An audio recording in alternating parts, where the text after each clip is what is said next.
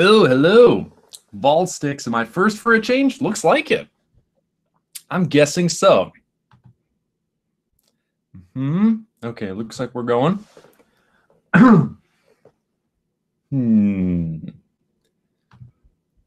Let's do the sharing thing.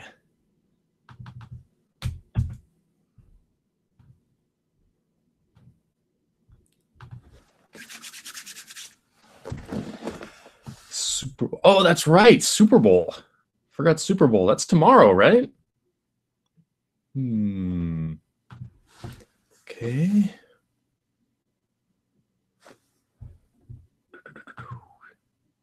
Ooh, hello. Kubrick lover. How's it going? By the way, I saw you messaged me some time ago, Kubrick lover. You were asking me about the stream or something. My email was down, so I didn't get. I only just a couple days ago got the email working again. So now I'm getting all this stuff that I missed out on a little while ago. So I'm sorry about that. Okay, we're sharing the link on Facebook.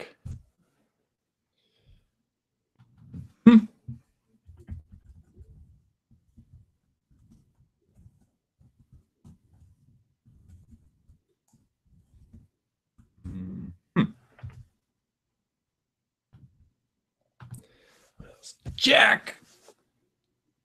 How's it going, Jack? Hi. How are you? Fall sticks, you good? I'm good. How about you? You good? Yeah, not too bad today. I'm feeling fairly good. Got my coffee, my Cthulhu mug. So yeah, I'm not doing too bad. Forgot water again, though. I might have to step out at some point to get some water. I don't know why I keep forgetting water. Okay, that's Facebook. Let's go on Tumblr, do that. Is there a way to share stuff on Instagram? I'm not sure. I'm new to Instagram, so I don't know.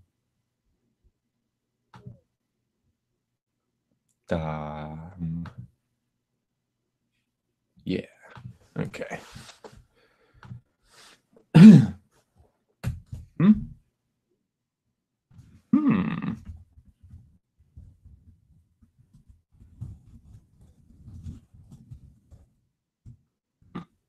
And now we're good.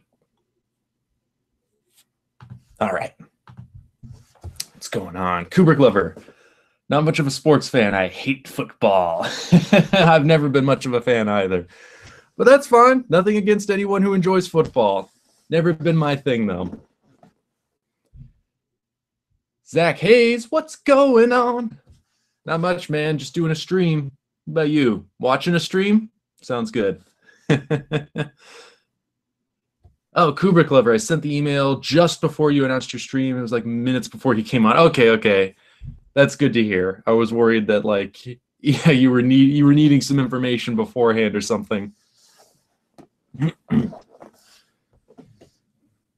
Oh, Volsticks. I've seen a few good films this week. Silvio, which I am not familiar with. Whoops. Silvio. Interesting. Lucky. Harry Dean Stanton. Yeah, Harry Dean Stanton's last role, I believe, which I have not seen that, but it looks good. And I think David Lynch has a supporting role in it as an actor. Doesn't direct it, just he acts in it. So that's interesting. And Super Dark Times. That is another one I am unfamiliar with. But yeah, I want to see Lucky. I like Harry Dean Stanton. I think Lucky is only his second starring role as well. The first was Paris, Texas, way back in 1984, and then Lucky. And I think those were the only two starring roles he ever got. Super Dark Times. Okay. I'm good. Thanks, man. Cool mug. Thank you. Hey, did you see Mark E. Smith died? I did see that. That was, yeah, a shock because I don't know about elsewhere in the world, but in the United States, it doesn't seem like it's been really heavily reported or anything like that. It doesn't seem like a lot of places are covering it or writing about it or anything. I don't know. I guess the Fall is still they're kind of like a cult band. You know, they've got their following, and there's a really devoted following. But I don't know that at least in the United States, I don't know that Mark E. Smith or the Fall were ever really that big or well known or recognizable. So yeah, I didn't even know for a couple of days, because usually, yeah, when stuff happens like that, if musicians or major influential figures, if they pass away, normally I get like a it's Variety. I've subscribed to like the Variety breaking news updates, so I get like entertainment news updates in the email that way. And I don't believe they ever I don't believe they did anything on Mark E. Smith's death. So I didn't even hear about it until I think my brother was on IMDb, and I was just kind of glancing at his computer screen, and I saw something about Mark E. Smith, and just instantly, whenever I see a celebrity's name, in a headline now, my first assumption is like, oh, somebody died. So I saw Mark E. Smith, and I was like, did Mark E. Smith die? But my brother, he's kind of stubborn when he's on his computer. So I'm like, what was that? And he's just like, I don't know. He's not going to listen. He's doing his own thing when he's on his computer. He's not going to listen to anyone else. Just like, leave me alone. I'm in my space. It can be bothersome sometimes, but it's his computer. So yeah, it wasn't until later that I remembered that, and I searched it, and yes, indeed, Mark E. Smith passed away. I think it said after an illness, a long illness he was suffering. So yeah, that's a bummer. That's a bummer. There's still a lot of music that he did, a lot of albums that the Fall released, which they were extremely prolific, that I haven't listened to. But yeah, I was sad to see that. I'm sure Mark E. Smith, the way that guy lived, I'm sure he didn't take very good care of himself. So yeah, at his age, I don't know, how high his quality of life would have been. So, hopefully he, had a peaceful passing, whatever it was.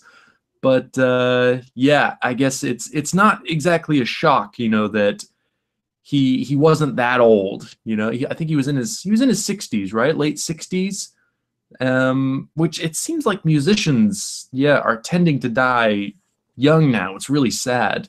But I mean, especially Mark E. Smith, it's like a Lemmy passing away. The lifestyle they live, it's so punishing. It's like, I guess it's sad, but it's not exactly a shock, but at least they got to make some really good music while they were here. So that's something. If you can leave something behind, at least at least there's that to celebrate,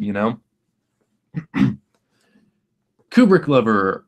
Oh, is this about the Super Bowl? I've watched the halftime shows sometimes. Don't have cable anymore. When they have had people like Prince or Lady Gaga on, I watch the halftime show. I don't think I've ever watched a Super Bowl. And I've maybe seen bits and pieces of halftime shows. I remember when The Who played a halftime show, my brother was dead set on watching that. And so I remember that was a big thing when The Who played a halftime show at the Super Bowl. I forget what year it was, but my brother was like, we have to watch that. And so I watched a bit of that with him. I remember that was a big deal. That was the one year where we were like actually paying attention to the Super Bowl, because my brother was like, The Who, we got to see The Who. So that was fun. I don't know that I've ever seen any others though. Didn't Katy Perry have some kind of halftime show? I might have seen bits of that. I can't recall. Oh, Ballsticks. I'm sure either you or Denny mentioned the Fall in one of your old video drones. Yeah, that was me. I'm a fan of the Fall. I've got one of the books here. I think I've shown this before. Yeah. I've got one of these. I don't know what it is. It's like a series of interviews or something. Renegade, The Lives and Tales of Mark E. Smith. It's all backwards on my screen here, so I have to look at it to read it. But yeah, I haven't read this yet, but I'm very curious to. It seems like he's probably got some wild tales to share.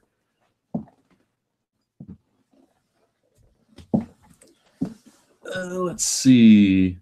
Zach Hayes. Oh, so how long were you talking before you realized the stream went out? Or did you just end it drastically last week? That's right. Yeah, I needed to address that. Oh, and Sasha's here. Hello. How's it going? Yeah, last week. I'm not exactly sure what happened. I was I was talking, I don't know, not that long, but yeah, I think I'm not exactly sure when the stream cut out, but I was talking for maybe a minute or so before I saw that, yeah, it was no longer functioning properly. And I tried to get it going again. Like, I closed out of the Google Hangouts. I tried reopening it, but it just wasn't working. And then I discovered, yeah, that just the Wi-Fi for some reason had gone down. I'm not sure what caused it or what was going on, but I was like, what is there, like a power outage? Is it the building? Is the internet out or something? I couldn't really figure it out. But then my brother got home shortly after that, and he just kind of messed around with the router, and it just started working again. But then by that time, I needed there was a movie I was going to go see at Fifth Avenue, so I needed to go out to that and make sure I didn't miss the bus or anything. So I couldn't restart the stream or anything. So that was a bummer. It ended, yeah, very abruptly last week. I'm sorry about that. Hopefully we have better luck this week. I think that's the first time that's ever happened. So hopefully everything, functions smoothly and properly this week. But if not, just know that I love you and I'll be back next week, whatever happens. So yeah, I'm sorry about that. But hopefully, yeah, everyone still had a good time regardless. And yeah, let's just hope the Wi-Fi functions properly this time around. Kubrick Lover, have you been in an earthquake before? I never have, no. And where my hometown, Coos Bay, that's kind of the freaky thing is that there's, I guess, along like the Oregon coastline, or I'm not sure how far it extends. I think it's most of the Pacific Northwest. We're on kind of a it's something like the San Andreas Fault or something. We're on just kind of like a constant alert. Like there's apparently a very big earthquake that we're long overdue for. And it's one of those things, like the San Andreas Fault. It could happen tomorrow, or it could happen 100 years from now. We're not really sure when. But I remember when I was in Coos Bay, we were in the tsunami danger zone for when there was an earthquake. It would then cause a tsunami. So in Coos Bay they have like evacuation routes planned. We had like all the roads are marked. Like, this is the tsunami safe zone. Get on the other side of this line. Get up to high ground. So, and they tell you, to have emergency supplies ready. So, yeah, there apparently is an earthquake that is coming at some point in the future, and a tsunami. But I'm not sure if Portland is in the danger zone, or either they're really not planned. They haven't really planned for it very well, or the risk is much lower than it is at Coos Bay, which is a coastal town. So I don't know, but apparently there is an earthquake coming to this area at some point in the near future. But I myself have never experienced one.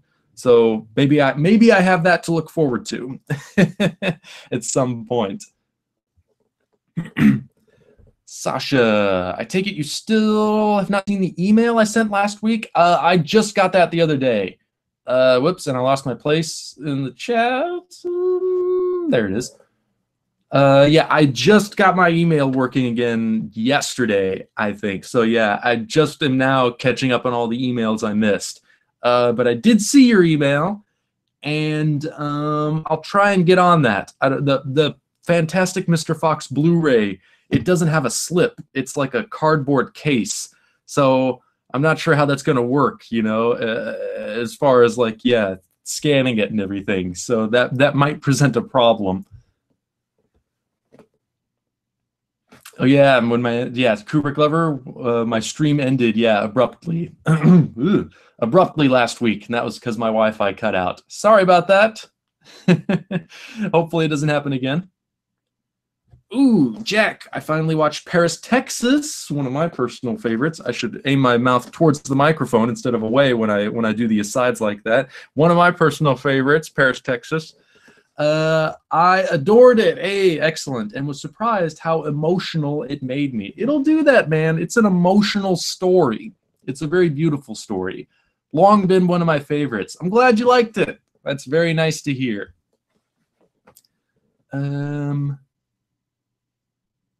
Ooh, Zach Hayes. I finally watched Personal Shopper. I really enjoyed it. I say watch that and watch A Ghost Story as a double feature. Two unconditional ghost stories, but still awesome. Personal Shopper's a ghost story? I didn't know that. Or is it like thematically or metaphorically or something like that?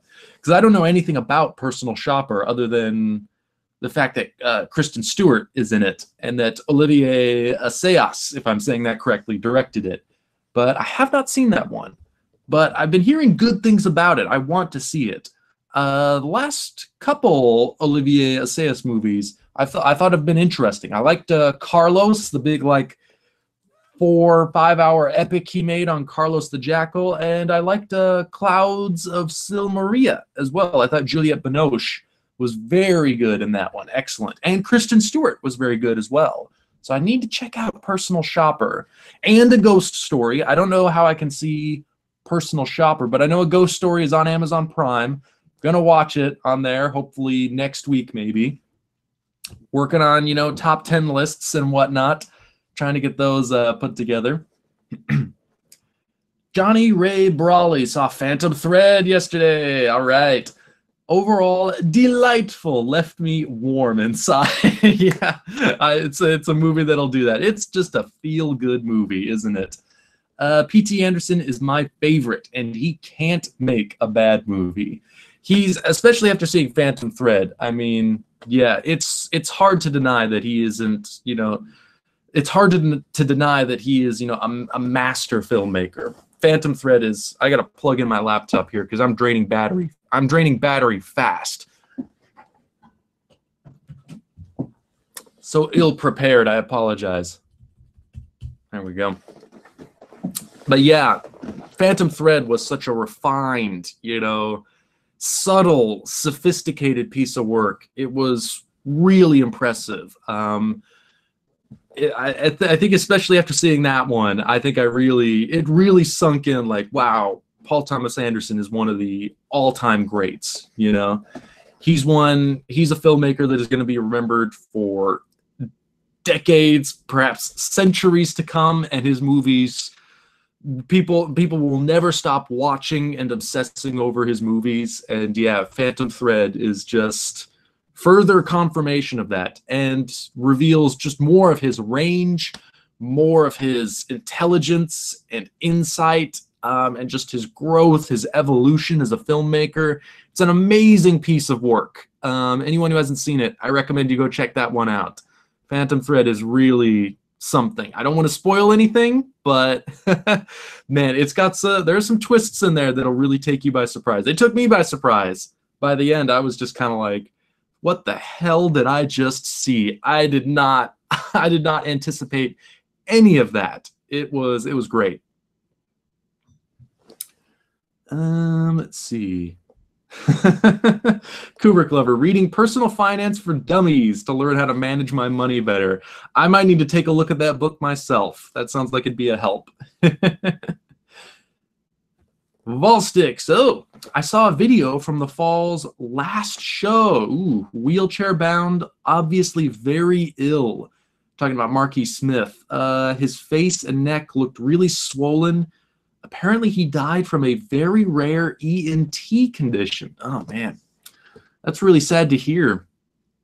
He was still performing though, so I mean, that's I guess a testament to, I don't know, I guess his workmanship, or yeah, just his love of being on stage, his love of making music, whatever it is. But that's impressive that he was, even in that state, still performing. So, got to tip my hat to him. That's, I guess, what would you call that? The British work ethic, I think, yeah, especially You guys over in Britain, you're all about just, you know, never giving up, just always, you know, keep working, keep doing things, you know, don't give up on stuff. Don't just waste time feeling sorry for yourself, you know, keep working. I wish I had more of that mentality. I would have gotten so much more done in my life by this point if I had that kind of work ethic. Zach Hayes. Oh, finally watched Ghost World. You were on a Zweigoff kick, weren't you, Terry Zweigoff? Finally watched Ghost World, and I loved it. All right. I could definitely see the director's stamp on it after seeing all his other work. Just noticed a lot of titles with ghost-related themes. Ghost Story, Ghost World. Yeah, what are some more you could watch? Ghost Recon? That's a video game. Sorry, scratch that. Ghost. Now I can't think of anything. Damn it. Maybe you all can help me out. Ghost movies. Go. Johnny Ray Brawley. Do you have any favorite music videos? I find music videos can be a really great outlet for visual art. Bjork's All Is Full of Love is a favorite of mine. I don't know that I've ever seen that. I've heard Bjork has some great videos. All is full of love. Let me think. Favorite music videos. I haven't seen a ton of music videos. I remember there was one. What is the artist's name? I think it's Jamiroquai. I'm sure I'm not saying that right, but he did a video. Sorry, let me just adjust the microphone here. But he did a video that was like him in a room, and it was like all the furniture was moving around, you know, kind of on its own, and he was kind of dancing around the room. And I remember they did something where they kind of like, they built a room that could move across like a warehouse floor, and they attached the camera to the movable room, and they did this really complex choreography, and it's all done in one single shot, and it's amazing to look at. The guy who directed that was Jonathan Glazer, who also did Sexy Beast and Under the Skin. Great director, and he's done a lot of really terrific music videos. I remember that being one of my favorites, one that really stuck with me, and that was really striking in the way that it was done. So yeah, again, I'm all about the auteurs and the directors. So yeah, Jonathan Glazer, I think, has made a lot of great videos. Who else? I know Paul Thomas Anderson has directed, talking about Phantom Thread, Paul Thomas Anderson's directed a couple music videos. I don't know that I've ever seen any of them, though. I might have to look those up, too. Come on, think. There's got to be something. I know I've seen videos that I've liked before, but none are coming to mind. I'm so sorry. I don't have a list of like my favorite music videos. I'm just trying to think now desperately, and the more I start to panic, it's like, oh, I got to think of something. Then the harder it becomes to, you know, to think clearly and to have something pop into my head. So, I'll come back to that one. If one occurs to me, I'll mention it. But yeah, just the one Jonathan Glazer video is popping into my head right now. I think David Lynch has done some videos. I remember watching some David Lynch music videos. But yeah, nothing specific is coming to mind.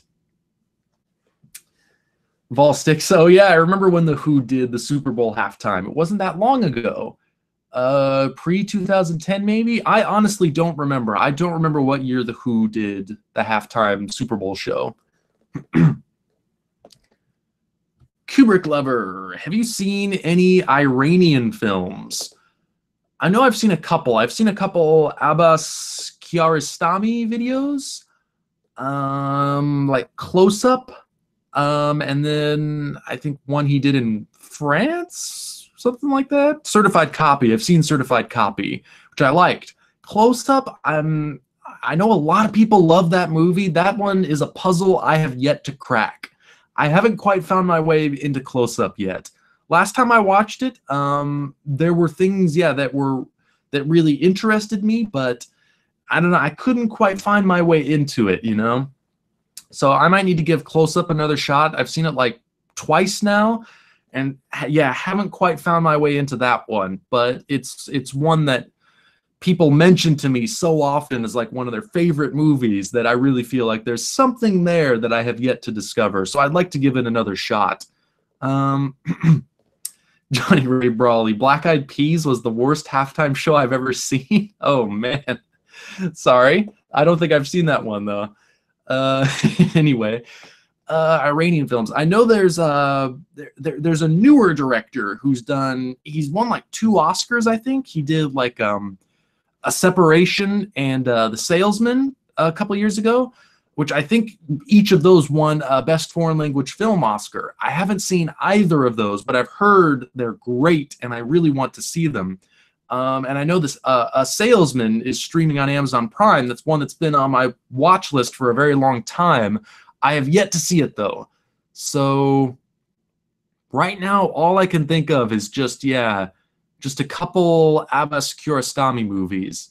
There might be a couple others, but that's all I can think of right now. Again, when I'm doing a stream, even though I try to be as relaxed as possible, when someone asks me a question, then I feel like the pressure's on. Ugh, I got to come up with a good answer. So maybe if I were more relaxed, or if I could learn to be more relaxed, maybe I could be better at answering these damn questions. But that's all I can think of right now, so I apologize.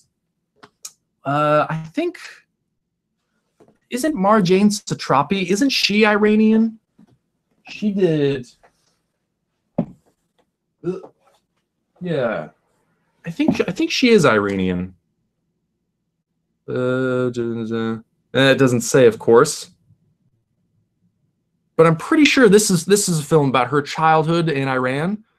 And this is a great movie. I think it's a European production or a French production, so I don't know if it's an Iranian film, but an Iranian filmmaker, so that's something. Ah, damn it.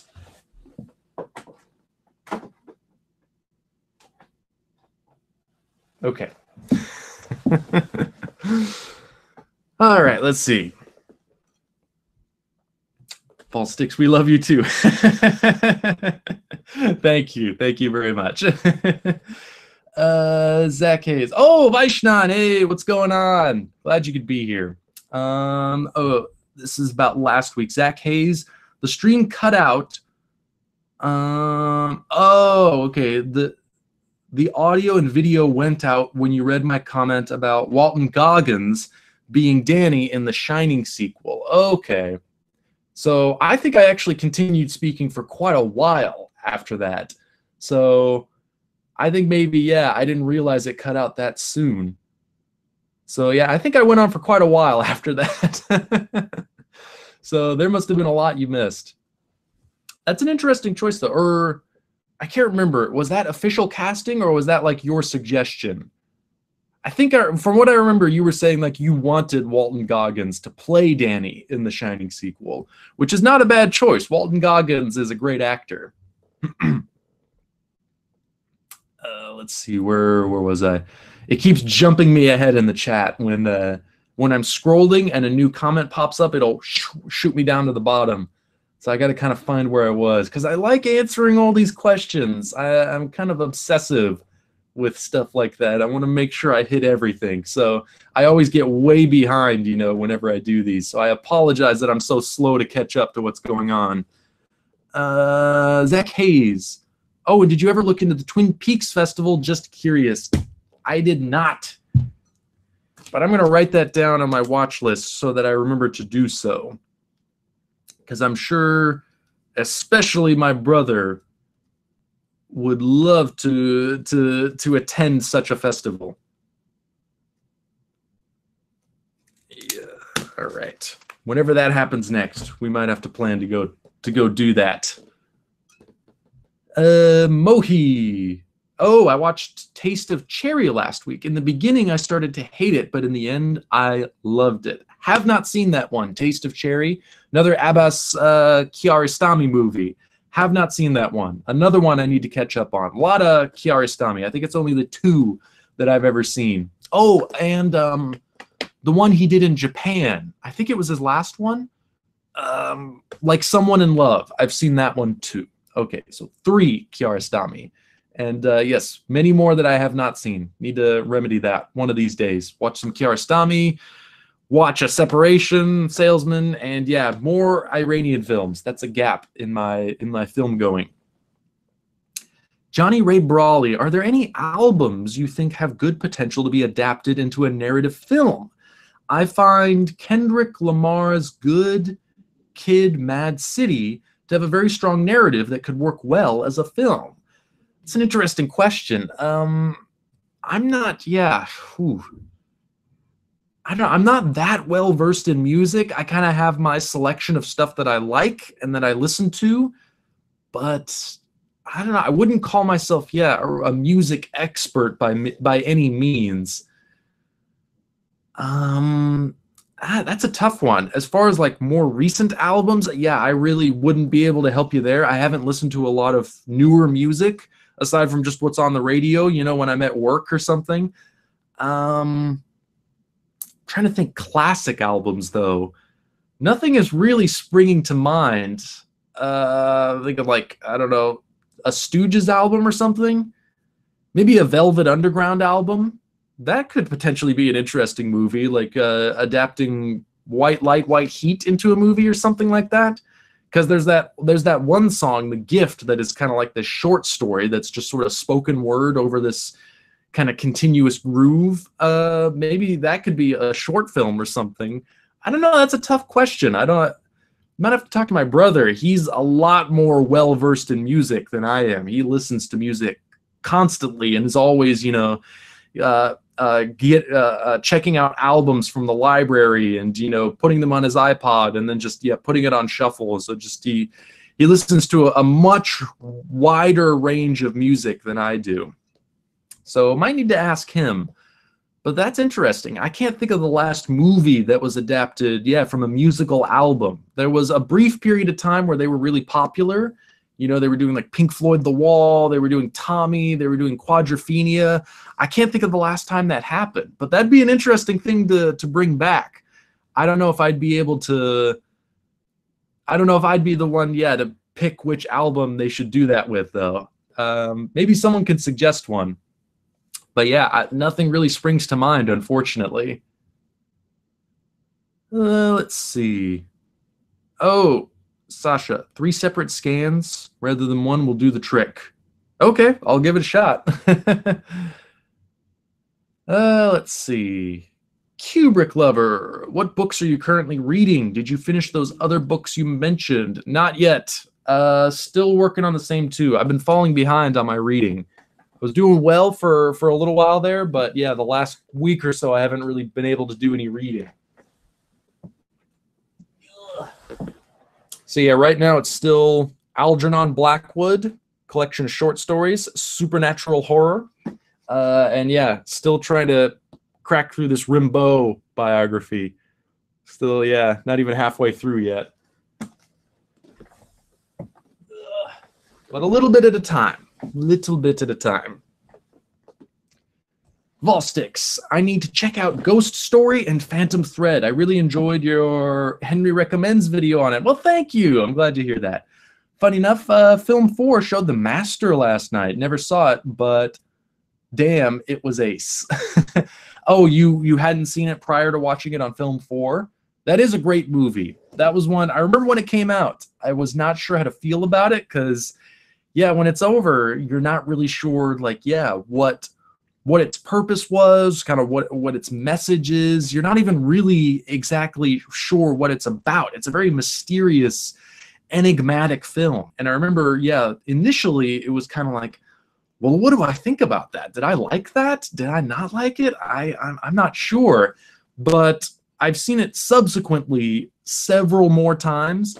You know, I watched it a couple times on Netflix when it was streaming. My brother got it on Blu-ray. I watched it a couple more times. And now it's a movie that just I unquestionably love and adore.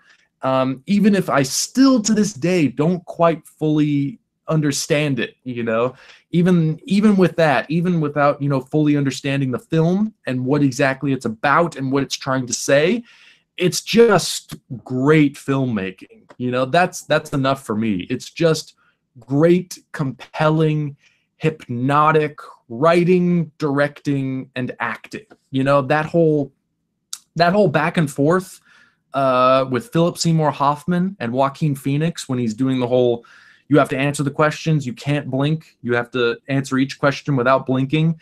That whole back and forth they have, that whole dialogue exchange, that scene where it's just the two of them, that is some of the best filmmaking ever. I think it's hypnotic. It's as compelling and as absorbing and as brilliant as anything I've ever seen in any movie ever. So even if even for just that one scene, to me, is enough to declare that movie a masterpiece. But on top of that, you got a lot of great stuff around that scene as well. So yeah, even though I don't quite fully grasp everything that film is saying, it's just, it absorbs me nonetheless, and it's still, it is so brilliantly made that's enough for me. That's enough. Kubrick lover, what are some of your favorite foods? Ooh, it's a tough question. I've never been much of a gourmet either. Definitely sushi. I'm a big fan of sushi. I could eat that every day, all damn day. I absolutely love sushi, but it's expensive, so I don't get to eat it very often. But I love it. I love it so much every time I do. And there's actually, I just discovered, not far from where I live, there's like an Asian market called Uwajimaya, and they sell a lot of interesting, unusual, I guess, as far as American cuisine goes, more unusual, different kinds of food, stuff that I'm really not familiar with. I've never been, much of a fan of like eating burgers, and because we got like a McDonald's and a Jack in the Box and a Carl's Jr. all like on the same corner down here. So I just recently started going over to Uwajimaya, and just, it's a completely different selection, palette, so many exotic things, and it's like, ooh. So I've started buying stuff from there, trying different kinds of foods. It's all very tasty. They have a food cart right outside of the market. I forget what it's called.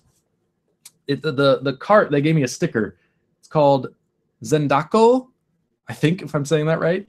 But they sell like they're called fritters, I think. They're like these little fried balls, and they contain octopus and bonito flakes, I think they're called, and a couple other things, and they're all fried, and then they put like wasabi flakes on there, and some sauces and stuff. I tried some of those for the first time the other day. Oh man, were they tasty. They were very tasty. So I'm starting to expand my adventurousness as far as food going goes, trying more stuff, and discovering some really wonderful flavors. Life is a banquet. Enjoy. I was actually thinking about that the other day, thinking about that saying, they say life is a banquet. And I was thinking about how that applies not just to food, how there's so many things out there to discover and experience. It's like, it's not just tasting new kinds of foods and filling your belly. It's also kind of like there's knowledge out there to fill your mind with. I broke it down into 4 categories. You fill your belly with food, you fill your mind with knowledge, you fill your heart with love, and you fill your soul with art. And life is just this banquet to feed all of these hungers that we all have as people. So I don't know, maybe it sounds kind of corny, but I thought that was a nice little philosophy that I came up with.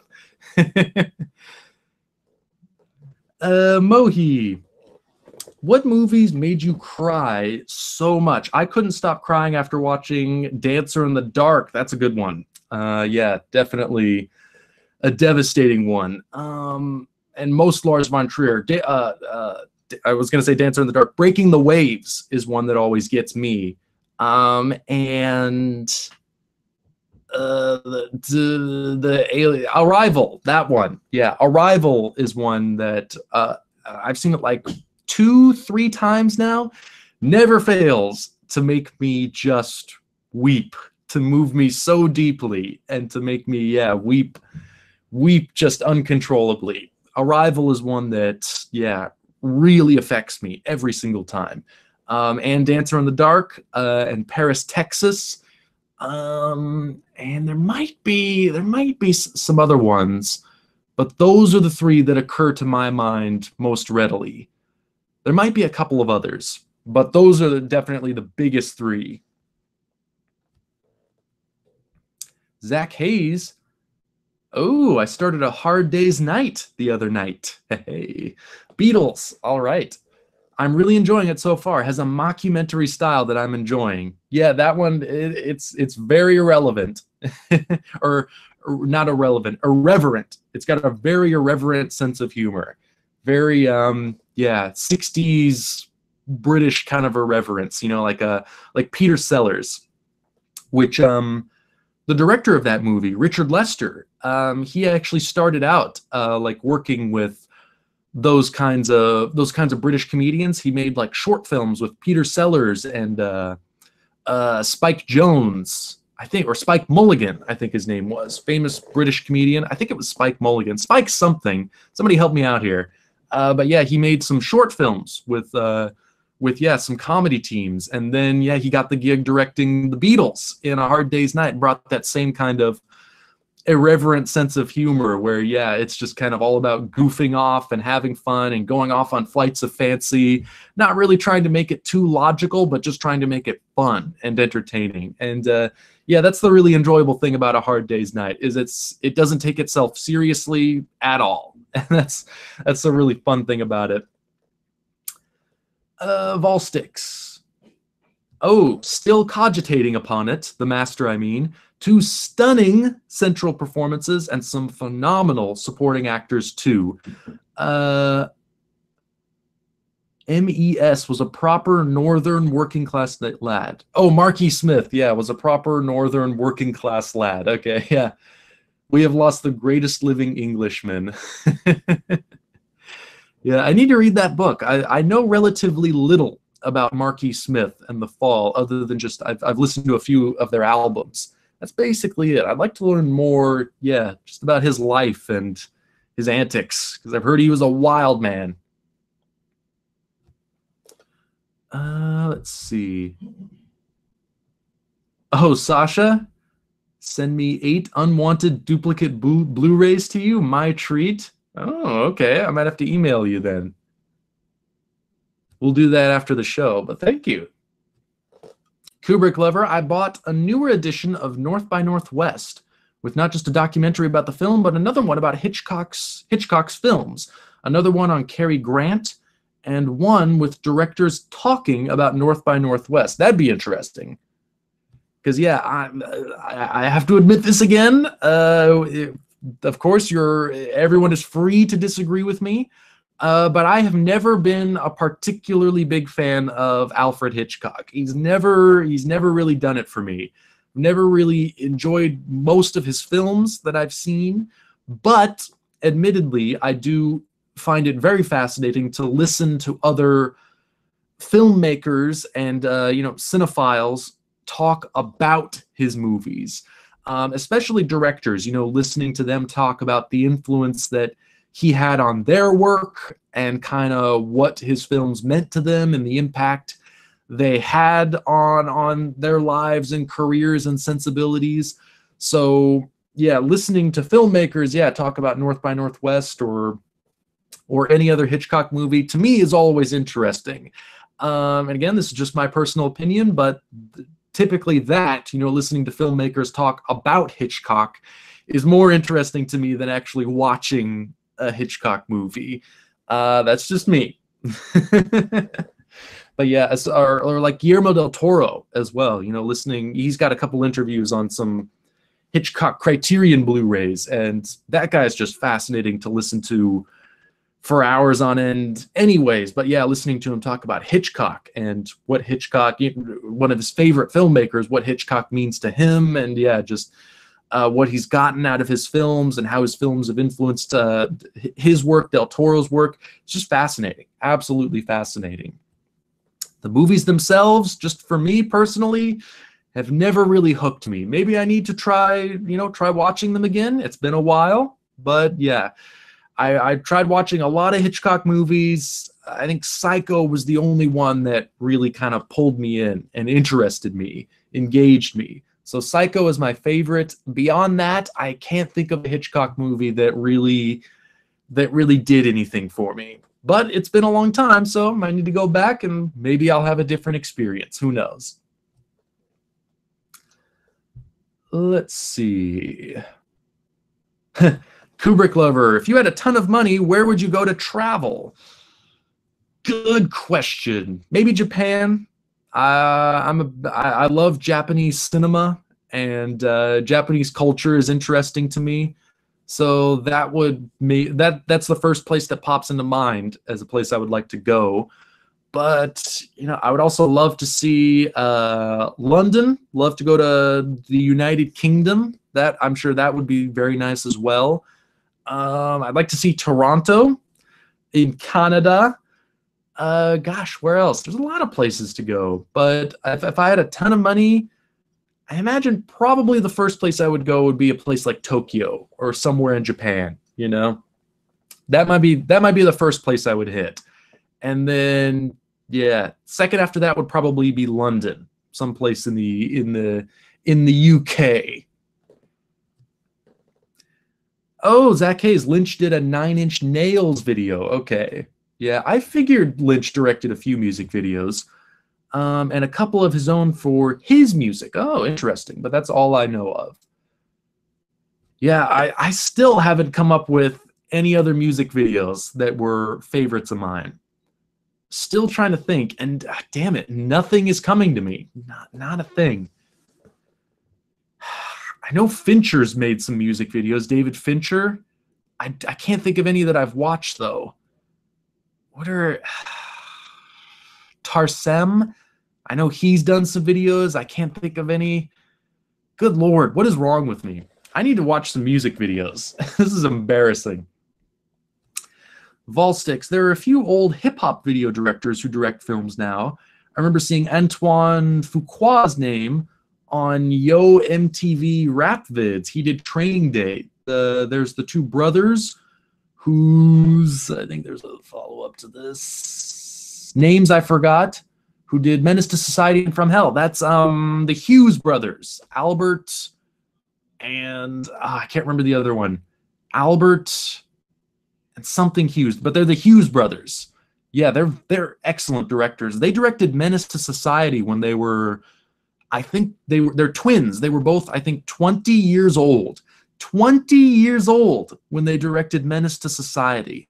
And that is such a well-made movie. It's insane. The confidence they had behind the camera at 20 years old. Unbelievable. But yeah, they're really talented filmmakers. But there's more here.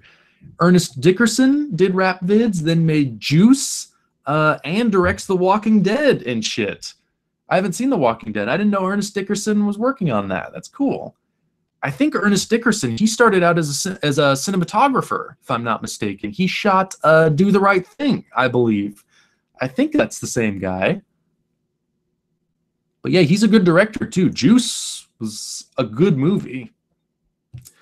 But you mentioned hip-hop videos. Spike Jonze, he directed some Beastie Boys videos. And I think I've seen a couple of those. The one that's done like a... Is it Sabotage? The one that's done kind of like a 70s cop show or something? They've all got the fake mustaches on and like the aviator shades. That was a good music video. I like that one. That's one of my favorites. So there we go. We got 2 now. I think a whopping 2. Oh, and Kubrick Lover, A Separation won Best Foreign Language Film at the Oscars. Okay, so I was right there. Thank goodness.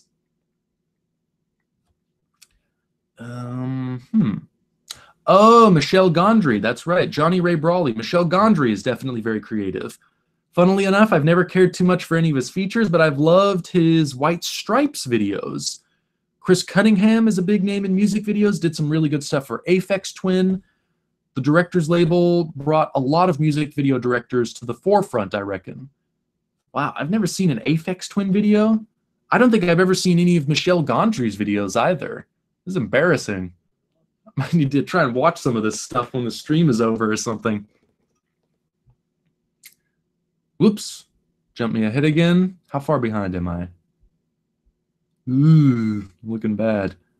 Oh, am I here? No, not here. Further back. Yikes. Oh, here we go. Mohi. Oh, okay. Marjane Satrapi. She is Iranian too. Yes, I got it right. Okay, thank goodness. Oh, also Anna Lily Amirpour. She's Iranian too. Yeah, Amirpour. She's a great director. I loved The Bad Batch, but I think she was born in the U.S. She is of Iranian heritage, but I think she's American. Iranian heritage, but an American. But she's a great filmmaker nonetheless. Not that any of that matters. It's interesting, but yeah, a great filmmaker is a great filmmaker, you know? And yeah, I still really like The Bad Batch. I still think that's such an underrated movie. Oh, Volstix, yes, Satrapi is Iranian. Have you seen The Voices yet with Ryan Gosling? Yes, I have. I enjoyed that one. It wasn't great, but yeah, I thought it was an interesting premise, and Ryan Gosling was surprisingly good. When typically when I haven't really tended to like Ryan Gosling, damn it, Ryan Reynolds. What am I saying? Jeez, Ryan Reynolds. But Ryan Reynolds, I typically haven't really liked him so much in kind of like his bigger movies. But whenever he does like a weird kind of smaller indie movie like that, I typically think he's really good. Like I thought he was really good in The Voices. And another one he did called Buried, which is just basically him in a coffin underground for 90 minutes. It's absolutely captivating. Buried was a really well done thriller, and he was very good in it. So yeah, Voices, yeah, I think is worth watching. Definitely for Reynolds. Ryan Reynolds' work in it. And yeah, it's kind of a fun, interesting premise too. But yeah, I hope Marjane Satrapi gets to keep making movies. She's definitely a very talented storyteller. Kubrick Lover. A good Iranian film is The Circle, focusing on women and how they fit in Iranian society. I will write that one down. The Circle. Look into that one because I have not seen it. Sasha, today I bought Mother and Good Time on Blu-ray. I still need to see Good Time. I'm really close. I'm like 5th in line at the library for getting the Blu-ray. So hopefully I get that one soon. I really want to see it. Oh, Zach Hayes, it's cool. I like that you take your time with the comments. Okay, well, I'm glad to hear that. I'm always self-conscious about that. I always feel like I have to rush through everything, but I don't want to miss anything at the same time. Oh, Kubrick Lover. Another good Iranian film is Baran. Another one I have not heard of. Oops. Yeah, okay. Sasha also got Guess Who's Coming to Dinner and The Border, too, from Indicator Studios. They are the British version of Criterion and do flawless transfers. Indicator Studios. I've never heard of them. Might have to look them up. Even though I probably can't buy any of their Blu-rays because I only have Region A players. But still, anyone who's putting out good movies and good editions earns my respect. Kubrick Lover, have you seen Pink Floyd's The Wall, the movie, and or Roger Waters' The Wall, the newer version? I didn't know there was a newer version. That's interesting. But I have seen Pink Floyd The Wall. I actually saw that at Ebert Fest, the Roger Ebert's Overlooked Film Festival.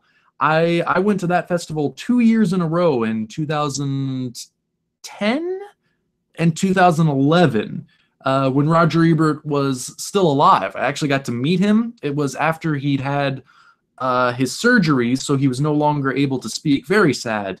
But he was there. He watched the movies with everyone, and he signed copies of his books that I had, that my brother and I brought to the festival with us. He's very kind, very nice. His wife, Chaz Ebert, just the most wonderful person. They were both so kind and so considerate. And she talked to us for a while. It was really, really cool. And he was like, he was, of course, very ill towards the end of his life. And even though, yeah, he was, you know, at the end of like the festival, when we kind of like caught up with him and started talking with him, he was clearly, yeah, very tired, but still, you know, stopped to talk to us. Was just very nice. And yeah, just, you know, consider enough, yeah, to spend that time with us. Let us, you know, just gush to him, say your reviews have meant so much to us. It was really cool, a lot of fun. And a lot of great films also played at those festivals. And one year, I can't remember which year, I think it was 2011, they played Pink Floyd The Wall on film. They got a 35 millimeter print. I think they were trying to get a 70 millimeter print, but there was some kind of problem. I think they got the 70 millimeter print, and appropriately enough, the print, the 70 print, had degraded. And when film isn't properly taken care of, when it starts to deteriorate, the colors actually start turning pink. So when they got the print, they discovered that Pink Floyd's The Wall, the 70 millimeter print, had started to turn pink, appropriately enough. But it was apparently unshowable. So they got a hold of a 35 print instead and showed that. But it was still really cool to see it on film, you know, in a theater. I forget which theater it was. It was in Champaign, Illinois, but it was an amazing theater. And yeah, it was really cool to get to see it on a big screen, you know, on film. It's a movie that, you know, I'm not crazy about. I think it's kind of, I've never really been a big Pink Floyd fan. So, you know, I'm not that familiar with their music. The movie itself, I think, has some great sequences in it. Certain moments and certain, you know, collections of scenes are really great. But I don't know, for me, that film has never really held together as a whole. But, you know, like every Pink Floyd fan I know loves the movies. So I guess if you have more of a familiarity with the music and you kind of know what the narrative of the album is and the songs are, then it kind of flows together better. But for me, just kind of watching it as a movie, the elements feel a little disparate. You know, it's kind of, it starts here, then it goes there, then it goes here, then it goes there. And it's difficult for me, just as a viewer of the movie, without much familiarity with the music or the album, of just kind of following how everything connects. So it's a movie for me that has individual moments that are really good and really amazing. And then others where it's just kind of like, it seems like it's just wandering and drifting, but that's just me. Obviously, Pink Floyd fans feel differently, and I'm not trying to insult anybody. That's just my reaction. Let's see. Oh, somebody talking about Neuromancer? I just read a William Gibson novel.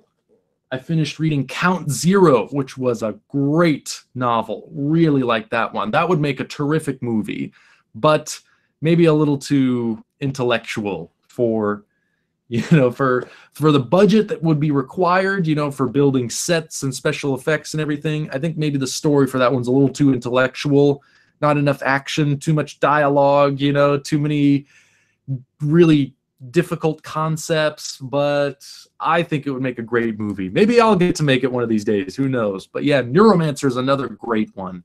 I'd love to see a movie of that. But again, I think like Volstix is saying, yeah, it could be done wrong in so many ways. So you'd really want to make sure it's done right. Let's see, Mohi, my favorite Asghar Farhadi movie is about Ellie. I personally didn't like The Salesman as much as his other movies. Interesting. Okay, that's his name, Asghar Farhadi.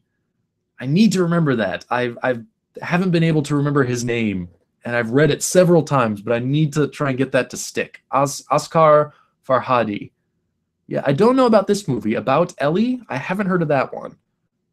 But I need to start watching some of his movies. I haven't seen a single one yet, so I need to start watching those.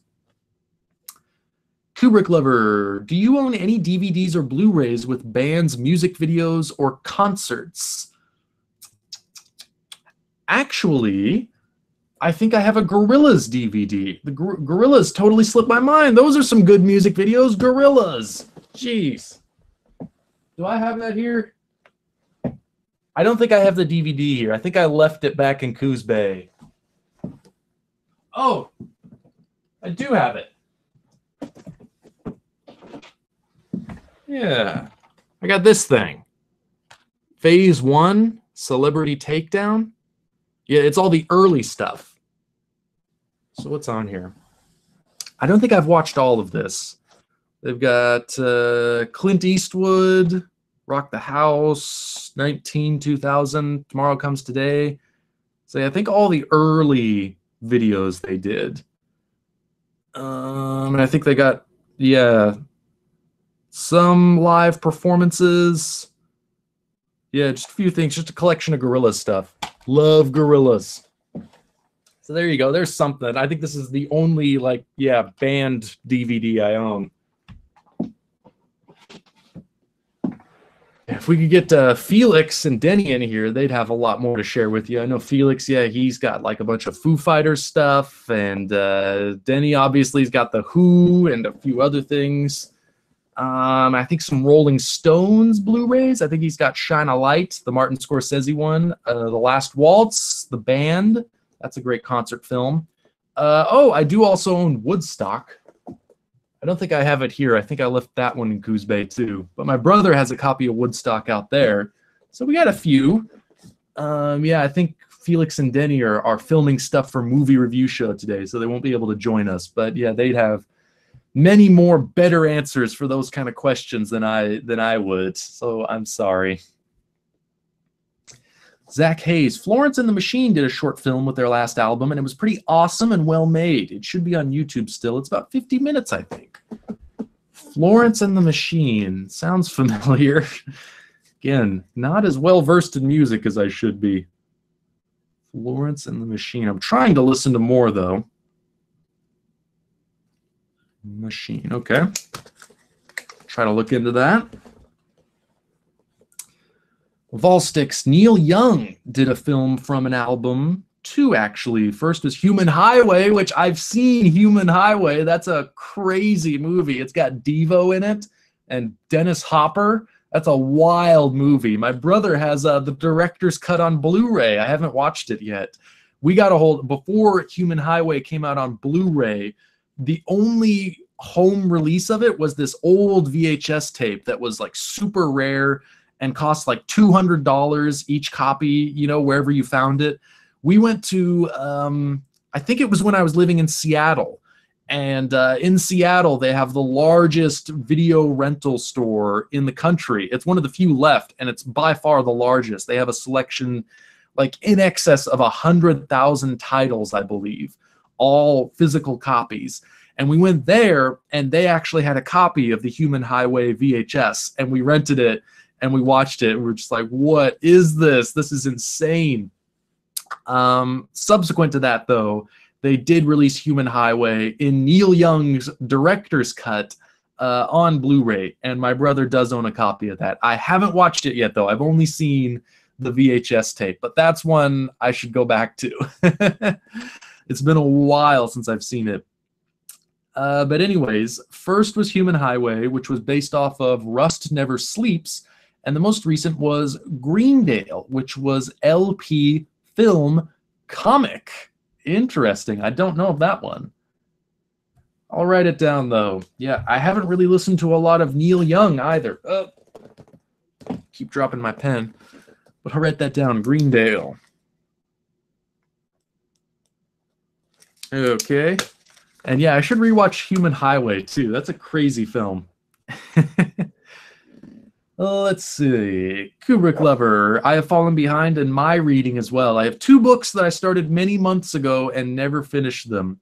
One BFI book on Dr. Strangelove, and another called 1491 about the history of Native Americans before the Europeans got here. Interesting. Yeah, that's a wide selection. You got a film book, you got a history book. That's like the way I like doing it too. You know, try to keep a balance. It's like, if I read a film book, then it's like, okay, I should read I want to read something unrelated to film next. So I'll read, yeah, a piece of nonfiction. And then after I read nonfiction, I want to read a piece of fiction and then go back to film. You know, try to rotate as often as possible.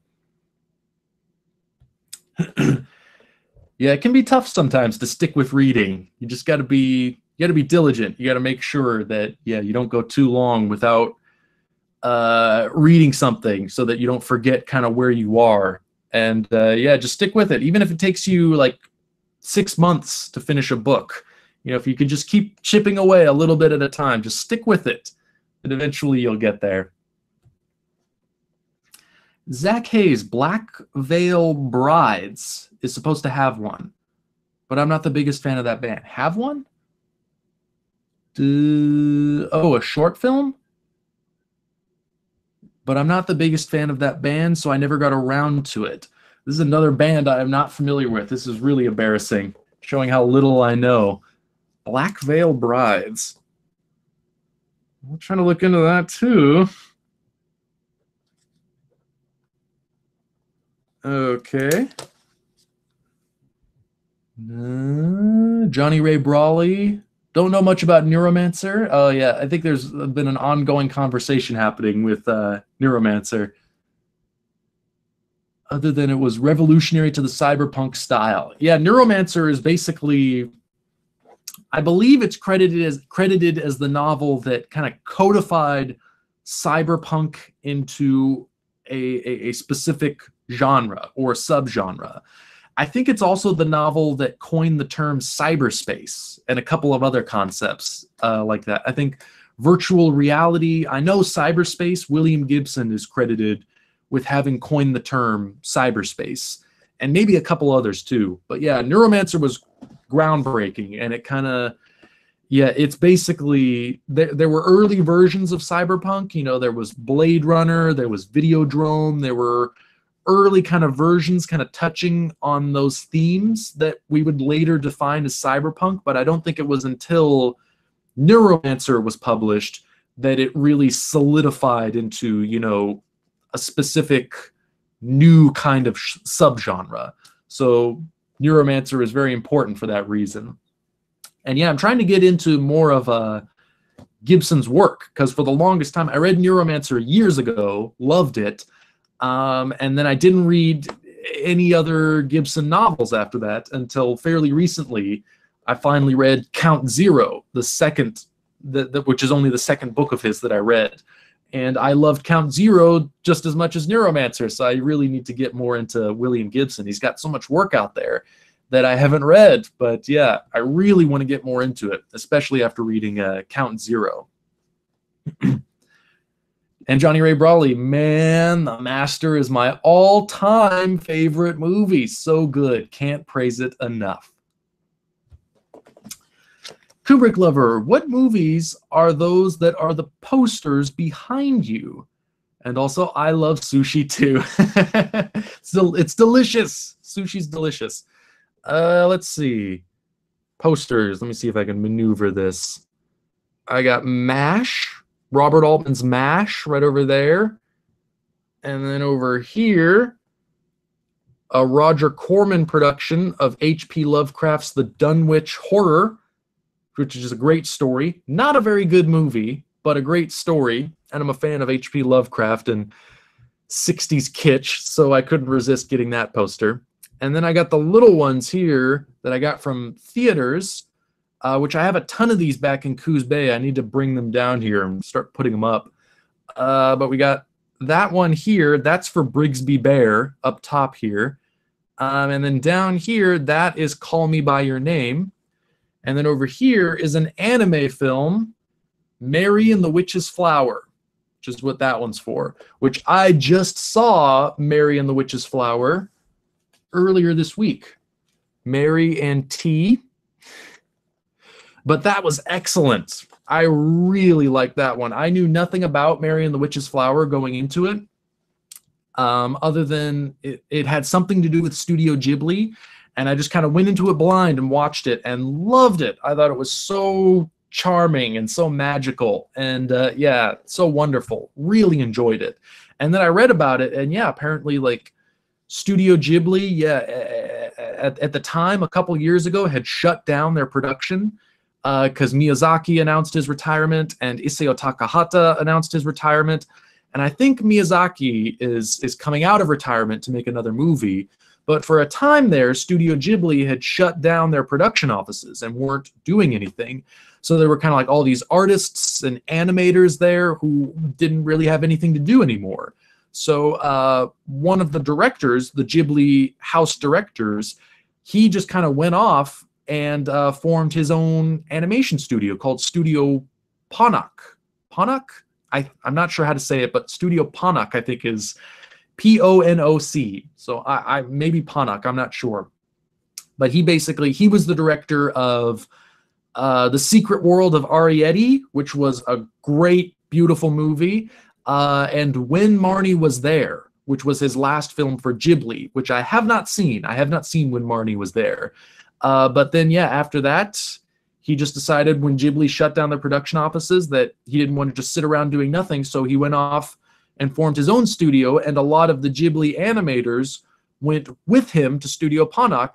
And Mary and the Witch's Flower is the first Studio Ponoc direction. And it takes a lot of influence from Ghibli. It's got a similar kind of tone, a very similar kind of animation style, very bright, vibrant colors, kind of simple, animation, a lot of magic, a lot of themes of fantasy and so forth. But well done. I mean, they've still got the magic. They've still got that touch that just engages you and thrills you and makes you laugh, makes you cry. It was a really beautiful movie. I really enjoyed it. So yeah, Studio Ponoc may not be Studio Ghibli, but I think they still have some of that magic that they can infuse the movie with. So I'm very much looking forward to seeing what Studio Ponoc does next, because I thought Mary and the Witch's Flower was a great debut, and yeah, I can't wait to see what else they do. And yeah, hopefully Ghibli, they are coming back as well. Hopefully Miyazaki does come out of retirement to make something else, because I'd hate to see Studio Ghibli stop doing stuff, because they have such a great track record too. But Mary and the Witch's Flower was great nonetheless, even if it wasn't a Ghibli production. I think that's it. And I got the Spring Breakers poster over there, which I think probably most of you have seen. That was behind me for a lot of the early streams. But yeah, I try to, every time I go to the theater, I try to see if they have these little lobby card posters, because I love collecting those and hanging them up. And I've got a bunch of them back home. And maybe next time I visit, I'll have to bring them up here with me and put them all over the walls here. Zach Hayes, that Kendrick Lamar album is actually really good. I don't remember which one it was. Someone will have to repost the album title. But that Kendrick Lamar album is actually really good. I think I like To Pimp a Butterfly a little bit more, which I think I remember one of the recent Grammys I saw that won like Best Album or something. So I've heard of that one. I've never listened to it, but I've heard of it. It leaves off from that last album as well, and I'm not that big into rap. But I know that album has been getting a lot of praise, and I think Felix listened to it recently and said it was amazing. But I have not listened to it, so maybe I should. Ooh, Kubrick Lover. I can't eat wasabi, but I like ginger. Wasabi's too much for you? Yeah, I like ginger too. But I do enjoy me some wasabi as well. Wasabi and sushi, that's pretty good. Not too much wasabi, because, yeah, it can be intense. But it does, I think, really enhance the flavor. If you get just the right amount on the sushi, it's mighty tasty. Let's see.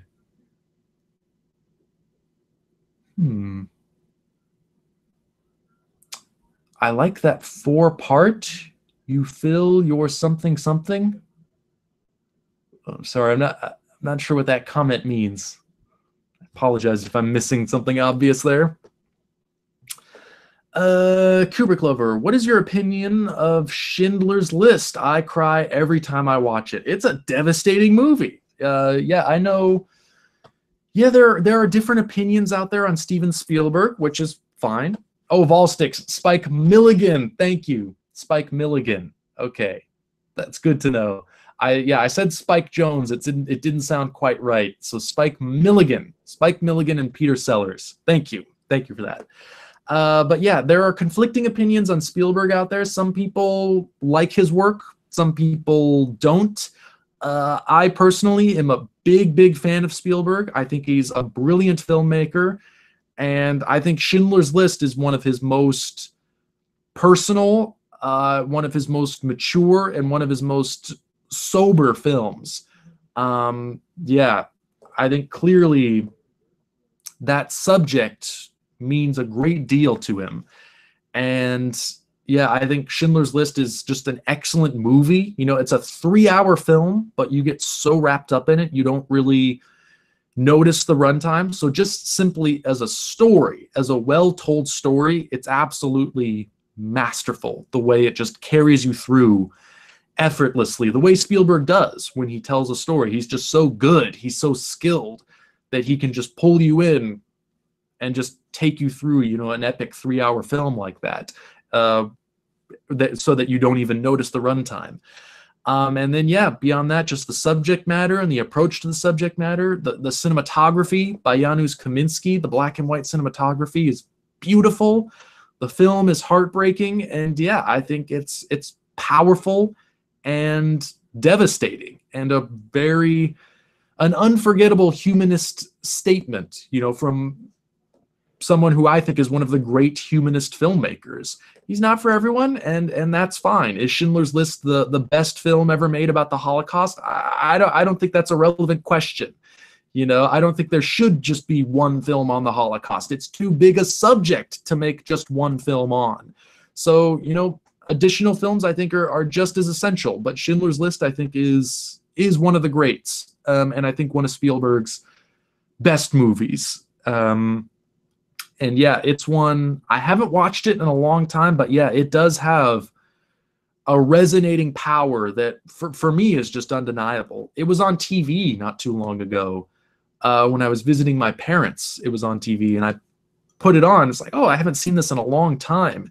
And even just jumping into it from the middle, you know, just seeing certain sequences, the way it's directed, the way it's acted, the way it's shot, it's just like I'd forgotten just how powerful the film was. So that even just watching like 5 minutes of it, I was like, man, this is a great movie. This really is a great movie. I'm even just, you know, stepping into it in the middle, I'm getting pulled in and I'm getting moved all over again. I'd forgotten, yeah, how potent it was. But yeah, that's a great one. That's a great one. And yes, I'm sure if I were to, I want to sit down and watch the whole thing again from beginning to end, and I'm sure I probably will cry again. But yeah, it's been a while since I've seen it.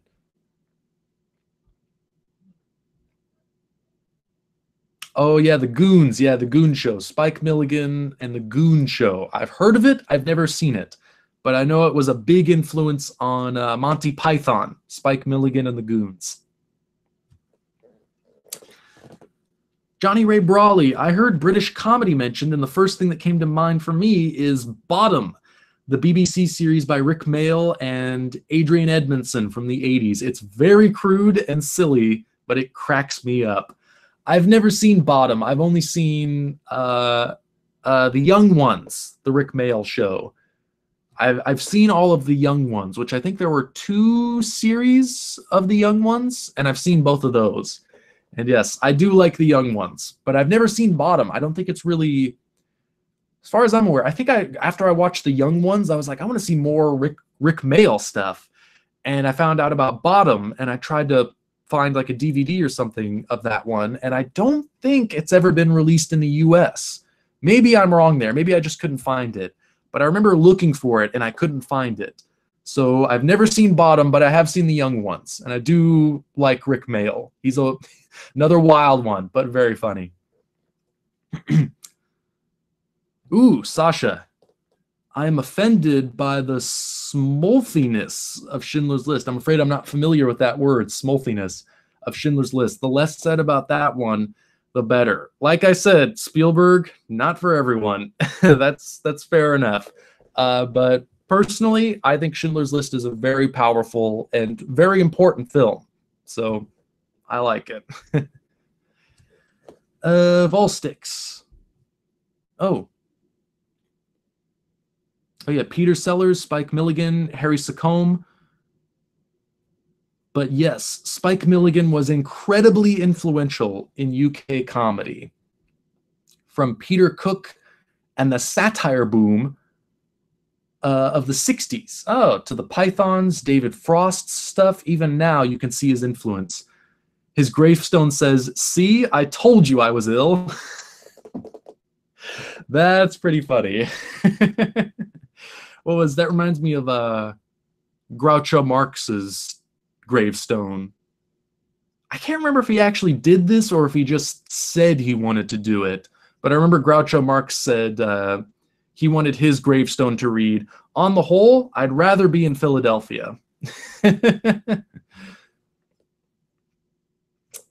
But yeah, I've never seen any of this stuff. Peter Cook, yeah, Spike Milligan, even early Peter Sellers stuff I haven't really seen. I've seen all of Monty Python, of course. But yeah, the earlier stuff before Python, I haven't really seen any of that. I've always wanted to dive into it, like the Goon Show and stuff like that. I'll have to try and see some of that stuff one of these days. Kubrick lover, yeah. Sasha, what do you mean about the smolthiness of Schindler's List? I don't know what smolthiness means. Yeah, neither do I. Sorry for mentioning it, but I love that film. I do too. Yeah. Sasha, as I said, the less said about it, the better. Sorry, but I kind of detest it. Ooh, sorry to hear that, but you know, you're entitled to your opinion. That's just fine. Oh, Kubrick lover, I would like to save up money to go to Japan. I can speak a little Japanese. I don't think I can speak any Japanese. I'd have to learn that before I traveled. I think I know a few words. Mostly just movie titles. I know like Shichinen no Samurai, that's Seven Samurai. Tengoku no Jigoku, that's High and Low. Mostly just Kurosawa movies. I know Kurosawa titles. That's about it. So I would need to learn some Japanese. Let's see what else we got here. Oh, Sasha! Breaking news. I now own a smartphone. You finally did it. They finally broke you. You've got a smartphone. Which I cannot use. It says no SIM card where the SIM card is in, and I can't get my Mac to recognize it either.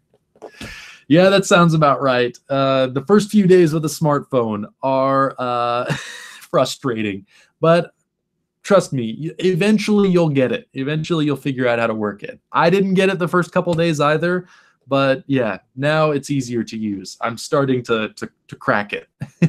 The mind is adaptable. The human mind is adaptable. You will figure it out. Trust me. Oh, Alan, that's right. We were talking about the Hughes brothers earlier. I could only remember Albert. Alan and Albert Hughes. Thank you, Sasha. Let's see. Oop, jump me ahead again. How far behind am I now? I'm always worried to see. Oh boy. Way behind. Where? Here we go. Mohi. I had watched Totoro, My Neighbor Totoro, an adorable movie, with my 2-year-old nephew. For about 200 times, I got him Ponyo, my favorite, so he could start watching something else. But when I play Ponyo, he asks me to show him Totoro instead. That sounds about right. Kids, I remember being that way too. You know, you're reluctant to, go into new things. You just kind of want to stick with the same things over and over again. I remember, being younger, you had just your collection of movies and you just watch them over and over and over again. For me, I remember watching The Wizard just like every day after school. Come home, put on The Wizard, or the Super Mario Brothers movie, or something along those lines. I was really into video games and Nintendo at that age, so those were two favorites of mine. And just every day, watch it again and again and again and again. It's ridiculous, but kids seem to like doing it that way. I'm not sure why. But hopefully you can get him into Ponyo. get him to, yeah, add another film to that list, because Ponyo's a great one too. Maybe one day you'll get him through it. Let's see. Oh, Johnny Ray Brawley. Here's a long and indulgent list of some of my favorite music videos if you want to check them out. Because of my personal taste, most of them are hip hop or techno. So if you're not into it, you might not like them. I'll still be willing to give them a shot, though. Ooh, okay. I'm going to need to write some of these down. Holy shit, there are a lot, aren't there? Oh my God. Okay, I'll try and write some of these down. Let's see. Oh boy, oh boy. I don't want to spend too much time just writing stuff down on here. Maybe I can copy them. You know what? That's probably a better idea, is just copy and paste rather than just try and write them all down by hand. Let's see. I'll open Pages, new file. Oh, come on. There we go. All right, here's what I'm going to do. I'm going to copy and I'm going to paste.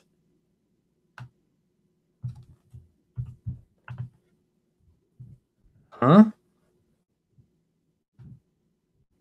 Oh boy, did I crash the stream? I hope I didn't. How's it going? Looks like we're okay. I'm on the YouTube page now and it's not looking good, so hopefully we're still going. Paste that.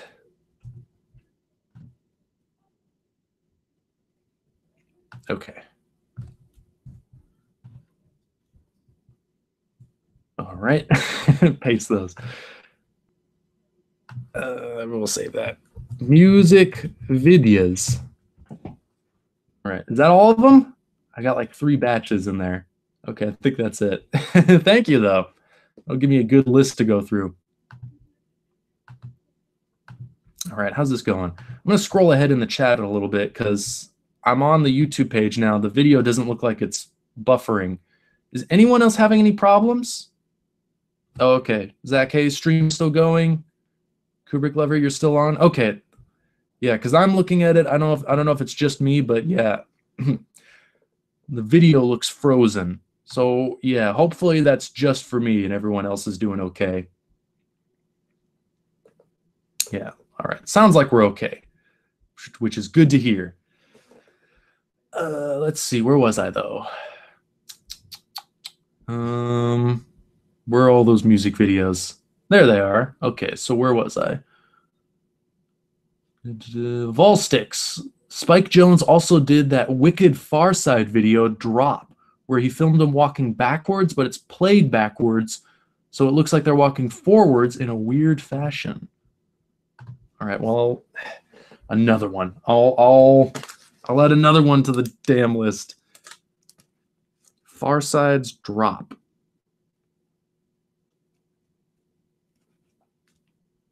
Okay, you've got me hooked. I'll look into that one too. Let's see. Johnny Ray Brawley, The Bad Batch has a really cool poster. Yes, it does. Been meaning to see it because it looks like it has a neat visual style, which it does. Some people have found it very sluggishly paced. Some people have trouble getting into it, yeah, because of the slow pacing, which is understandable. Fair enough.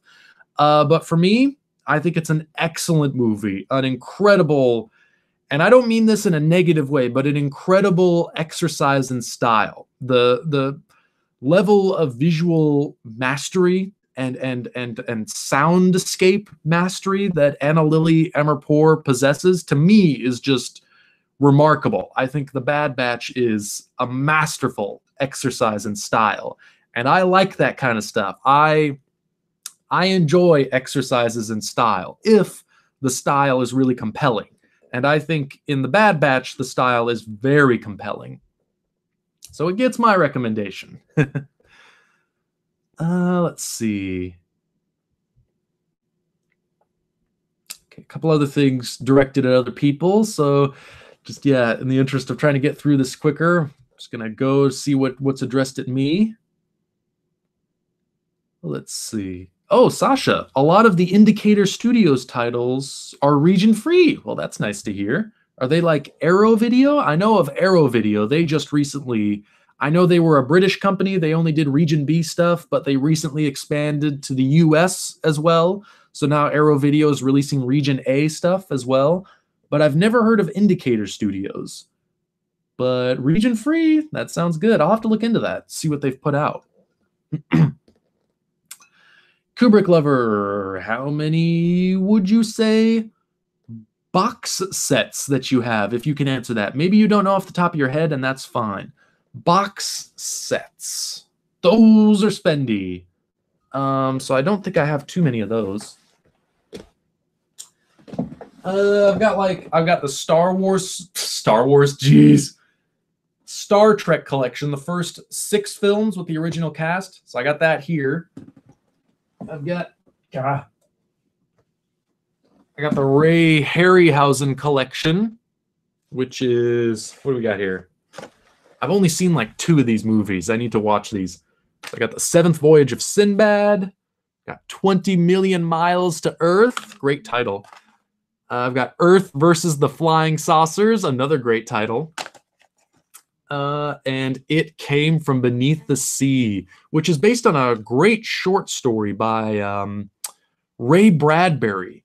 That is an excellent short story if you can find it. I forget what it's called, but the movie obviously embellishes on that story quite a bit. But as always, some great Ray Harryhausen stop motion effects. So I got that. What else we got here? I've got the Vengeance trilogy by Park Chan-wook. Great films. What else we got here? We got Herzog Kinski. Great box set. Whoa. Stuck in a corner here. Yeah, I got the Jodorowsky box set, which has, it's got, his early short film, La Cravate. It's got Fando y Lis, it's got El Topo, it's got Holy Mountain, and then 2 extra discs for the soundtracks for El Topo and Holy Mountain, which is very cool. Let's see. I think I got a couple others. Got Indiana Jones, childhood favorites of mine. Still, Raiders of the Lost Ark, one of my favorite movies. Raiders of the Lost Ark, for me, best action movie ever made. Love that movie. Let's see. Anything else? I got Alien, of course. This is just such a wonderful box set. How could you not own this one? Let's see. I think that's about it.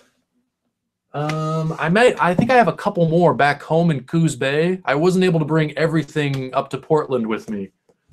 And then I got stuff like, you got like John Cassavetes, Criterion.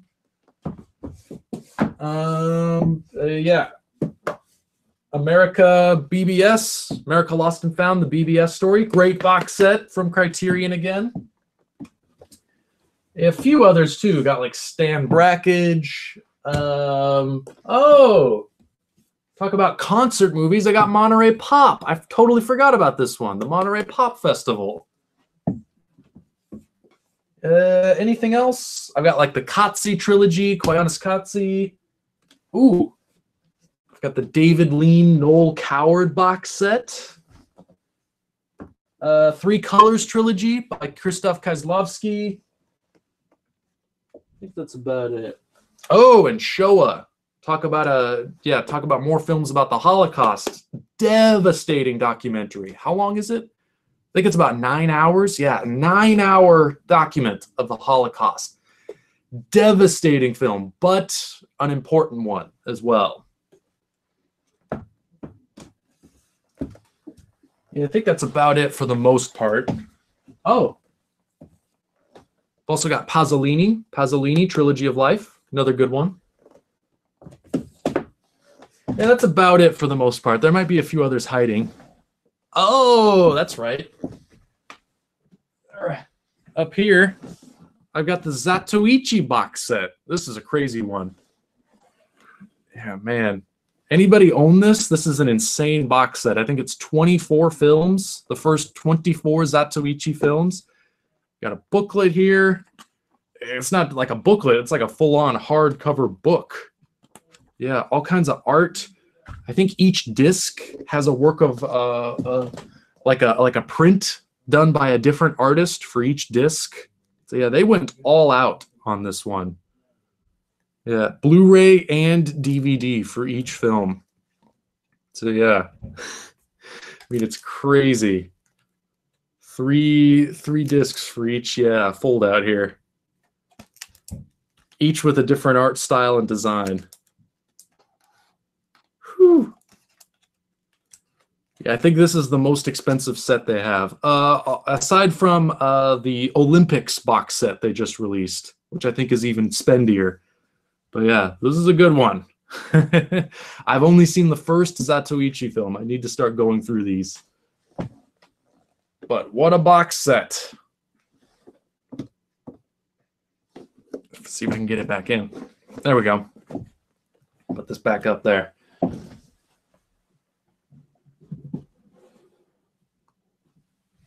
All right. Let's see. Oh, Zach Hayes. I just watched a film called Columbus, which that is the film made by the guy that does a guy or a girl, I'm not sure. The person that does the video essays, right? Kogonada? I think their name is something like that. That's their first film, isn't it? If I'm not mistaken. I haven't seen it yet, but I've heard of it. I want to watch it. I think it was an indie film that came out last year, but I honestly couldn't get into it. It was well made, but just wasn't my cup of tea. Well, fair enough. Yeah, but that one sounded interesting. I'd like to see that one.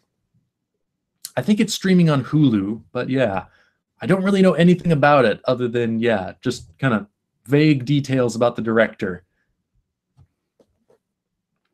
Kubrick Lover, do you know about those master classes? They have ones with Scorsese, David Mamet, Aaron Sorkin, Ron Howard, Helen Mirren, Werner Herzog. I may have heard of this, but I'm not sure. I don't know much about it regardless. Are they like online classes or something? I may have seen one for the Herzog one or something like that. I can't recall though. So yeah, not quite sure, not positive. Perhaps, but I'm not sure.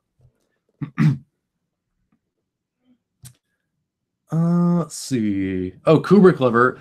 I like parts of The Wall, Pink Floyd The Wall, even though the parts I like, I think are really good, but I love Wish You Were Here and Dark Side of the Moon. The tracks off the album, yeah, there's some good music on there, I have to admit, even though, yeah, I'm not a huge Pink Floyd fan, some good tracks on there, some damn fine tracks. I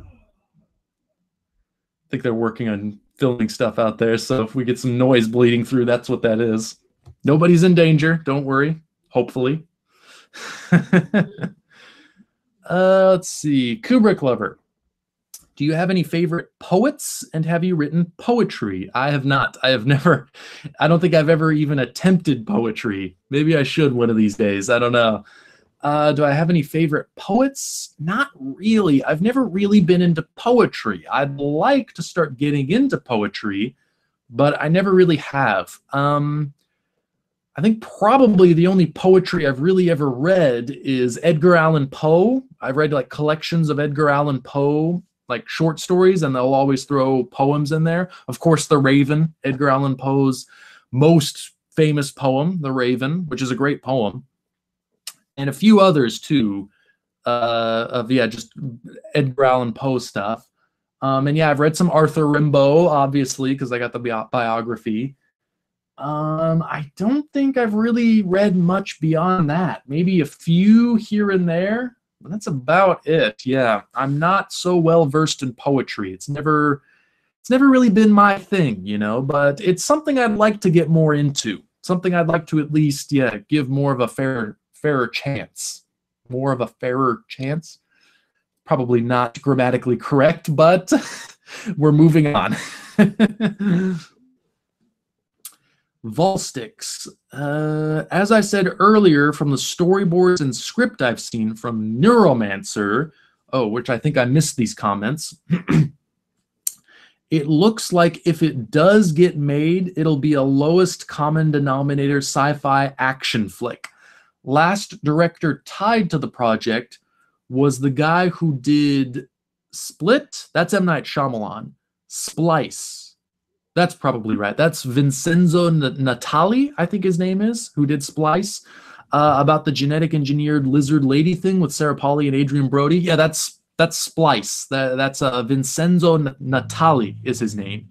He also did the first Cube, which I thought was quite good.